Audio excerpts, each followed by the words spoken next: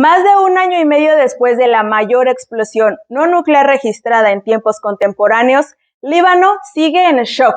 El país se encuentra atrapado en una de las peores crisis financieras del mundo en más de un siglo. Los ciudadanos se enfrentan a escasez de medicamentos, de gasolina, de energía eléctrica y hasta de alimentos. La explosión dejó 214 muertos y más de 7,000 heridos y damnificados. Líbano cuenta con una larga historia de impunidad y las víctimas no tienen ninguna confianza en las autoridades para señalar a los responsables de la explosión y para hacer justicia sobre lo que es un crimen. Bienvenidos al podcast más tóxico de todas las redes sociales, pero menos que tu ex, el lado tóxico de la vida.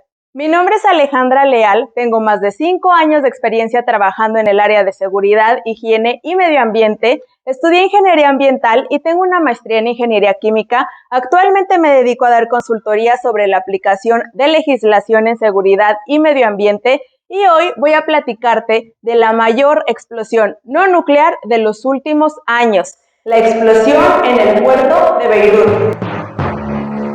Le dio la vuelta a todo el mundo en 2020. Me imagino que la recuerdas y la viste en redes sociales o televisión. Muchísimas personas pudieron grabar o tomar fotos con sus celulares de este acontecimiento. Si no lo viste o no lo recuerdas, voy a compartir videos en mi página de Facebook. Me encuentras como Alejandra Leal Consultoría. También quiero mencionar que yo no soy experta en los hechos ocurridos que narro a continuación. Mi opinión nunca será la única o 100% correcta. Este video no es educativo, más bien es informativo y con la intención de generar, aunque sea un poquititito de conciencia sobre el cuidado de la salud y el medio ambiente. Todo es con mucho respeto a las víctimas, a sus familias, a todos los involucrados y a quienes me escuchan. Por cierto, muchísimas gracias por hacerlo, de todo corazón. A veces se prestará la situación para que yo haga alguna broma o por lo menos intente hacerla, pero quiero poner énfasis en que todo es con muchísimo respeto, ¿ok? Sí, excelente. Aquí tengo mis apuntes. Voy a leer un poquito para no olvidar ningún detalle. También tengo un cafecito. Vean mi taza. Ese perro hasta tiene su ombliguito. Me encanta. Si no me están viendo en YouTube, porque la intención es subir también esto a Spotify, pero no estoy segura de que a estas alturas ya esté allá, o por cualquier motivo no alcanzaste a ver la taza, dejaré fotos en mis historias de Instagram de ella, ¿va? Solo porque a mí se me hace muy tierna. Vayan ustedes por algo rico de tomar o de comer, vamos a relajarnos y distraernos juntos un ratito, ¿va? Si están en el tráfico, manejen con cuidado porque seguridad ante todo. Y antes de empezar también quiero preguntarte, ¿cómo estás? ¿Qué tal tu día? ¿Ya te pusiste al corriente sobre la polémica del Tren Maya que estuvo muy fuerte la semana pasada? Y dejé mi opinión de este tema en mi Facebook y TikTok. El chisme de este video no es tan actual, pero sí está muy bueno, así que sin más introducción, vamos a empezar. El puerto de Beirut es uno de los más activos de todo el Mediterráneo Oriental. Conecta Europa con países como Arabia Saudita, Emiratos Árabes, Israel, Siria. Bueno, ya verán por qué menciono a Siria. En noviembre de 2013 llegaron al puerto de Beirut 2,750 toneladas de nitrato de amonio, un compuesto que se usa en explosivos. Las bolsas que contenían este material fueron apiladas en el centro de un almacén sin ninguna medida de seguridad. El químico era transportado en un barco de carga que viajaba a Mozambique proveniente de Georgia, un país ubicado en la intersección de Europa y Asia. Pero el pesado equipamiento dañó las escotillas de carga del barco y lo volvió imposible para su navegación, según su capitán. Y por el estado del buque fue llevado de emergencia a Beirut. Allí, las autoridades libanesas retuvieron el barco por no pagar las tasas portuarias correspondientes y confiscaron la mercancía.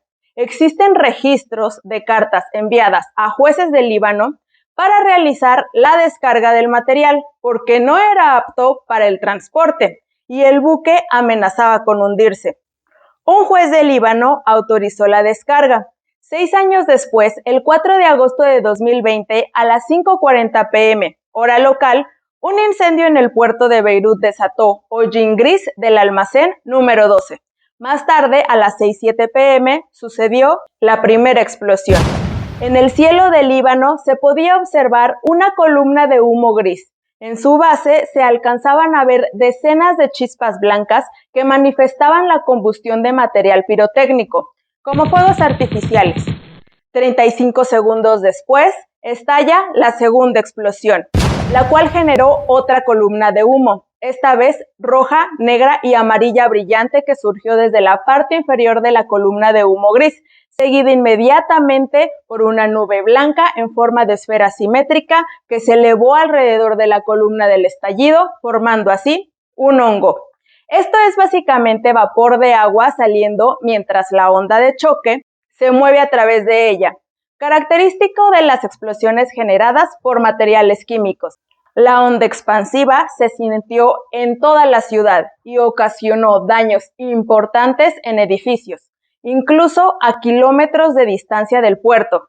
La onda llegó hasta la isla de Chipre, a más de 200 kilómetros de distancia. En Estados Unidos, el fenómeno se registró como un terremoto. ¡Wow! Todo el grano almacenado en el puerto, lugar de la explosión, se había perdido. Líbano importa la mayor parte de los alimentos que consume. Su economía lleva casi 2 años en caída libre y crece el temor de que la comida en el país no sea suficiente para sus habitantes. Varios medios de comunicación aseguran que esta ha sido la mayor explosión no nuclear en la historia del planeta Tierra. La verdad, en la historia del planeta Tierra no ha sido la mayor explosión, pero desde mi opinión sí lo ha sido en por lo menos los últimos 10 años, incluso con la guerra de Ucrania, hasta lo que he visto y me he enterado. Pero si sabes de otra explosión de dimensiones más grandes, platícame en los comentarios, que para eso es este video, para generar discusión. Un ejemplo de una explosión de mayores dimensiones es la de San Juanico. Probablemente has escuchado hablar antes de ella. Sucedió en el Estado de México en 1984, poco antes del sismo. Si quieres que te platique este chismecito, deja un comentario en este video, por favor. Comenta, haz video de las explosiones de San Juanico para saber qué te interesaría, ¿va? En la bodega de 2.000 metros cuadrados en Beirut, el nitrato de amonio no se encontraba cerca del material pirotécnico que comenzó el incendio, pero dentro de él se formaron puntos de calor por las llamas debido a que todas las puertas y ventanas del edificio estaban cerradas.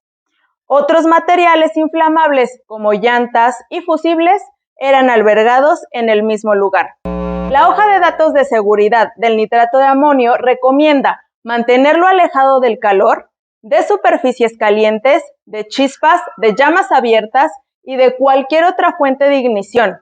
No fumar cerca del químico, mantenerlo o almacenarlo alejado de materiales combustibles, manipularlo con guantes y gafas de protección. Y en caso de incendio importante y en grandes cantidades, evacuar la zona y luchar contra el incendio a distancia, dado el riesgo de una explosión. En esta tragedia, todo se hizo mal.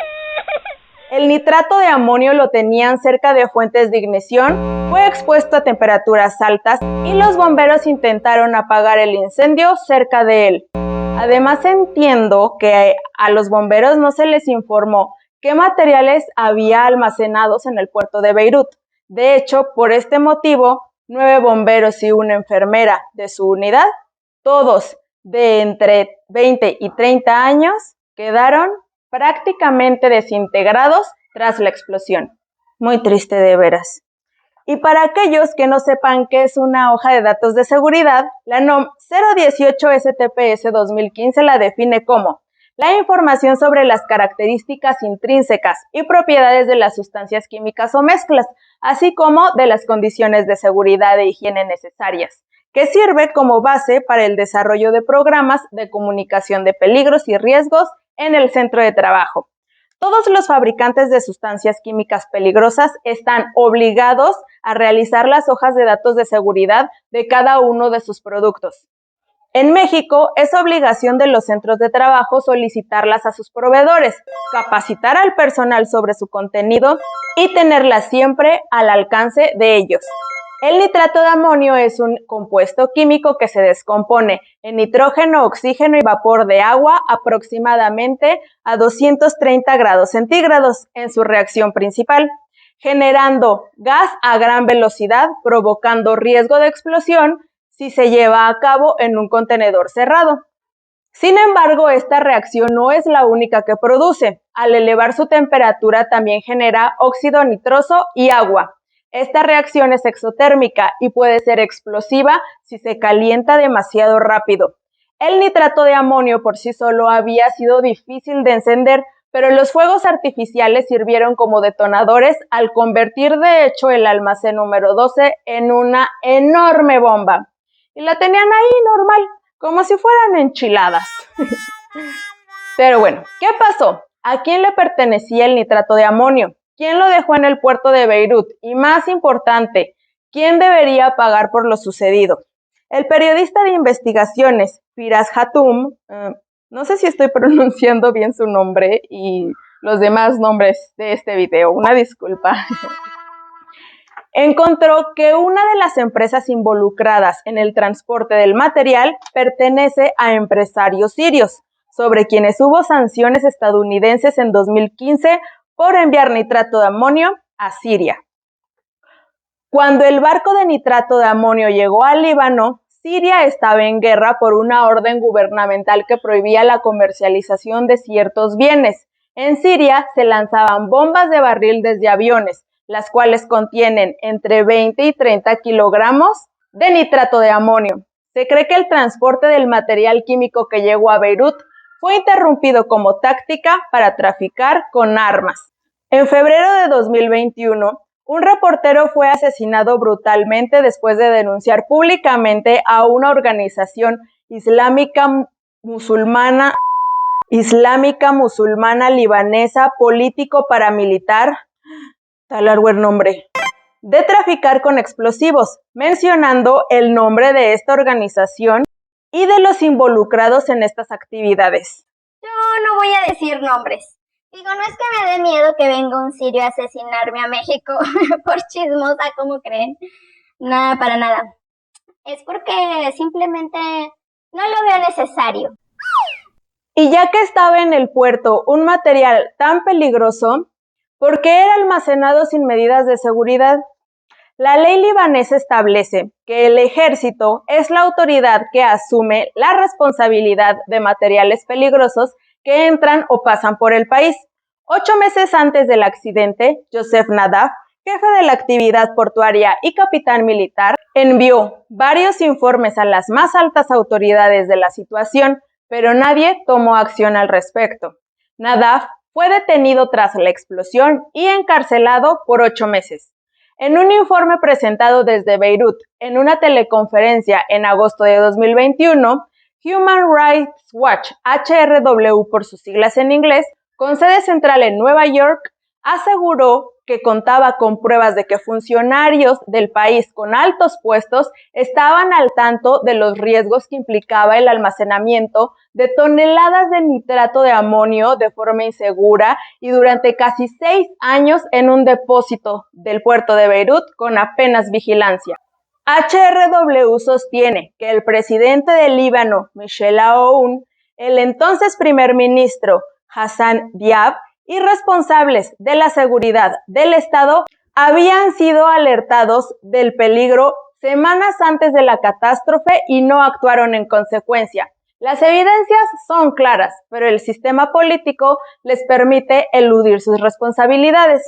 El Times encontró que para las maniobras cotidianas de mover la mercancía adentro y fuera del puerto, hay una cadena de sobornos entre los involucrados. Por ejemplo, el inspector de aduanas permite que los importadores evadan impuestos. Los directivos del ejército y de otros organismos de seguridad no inspeccionan las mercancías y los funcionarios del Ministerio de Asuntos Sociales autorizan peticiones fraudulentas. Además, el principal escáner de mercancía del puerto ha sido modificado desde hace años para favorecer la existencia de sobornos en el sistema de inspección manual de las mercancías. El sistema ha impedido que se establezca en el país un Estado central eficaz, ya que los líderes de los distintos grupos sectarios actúan más en función de sus propios intereses. En Líbano existen tres principales instituciones políticas: el presidente del Parlamento y el primer ministro, quienes deben dividirse entre las tres principales comunidades del país: la cristiana maronita, la musulmana chiita y la musulmana sunita, respectivamente. Por eso hay tantos problemas para ponerse de acuerdo. La República Libanesa es un país en donde los mecanismos de corrupción son más grandes que el Estado, algo que aquí en México no conocemos. ¿Cómo creen? Desde el final de la guerra civil, los líderes políticos de cada secta han mantenido su poder a través de un sistema de redes de influencia, protegiendo los intereses de las comunidades religiosas que representan y ofreciendo incentivos financieros, legales e ilegales. Y ahora me pregunto a mí misma, ¿el ejército se habrá visto limitado en la aplicación de medidas de seguridad si el material almacenado le pertenecía a una organización político-paramilitar?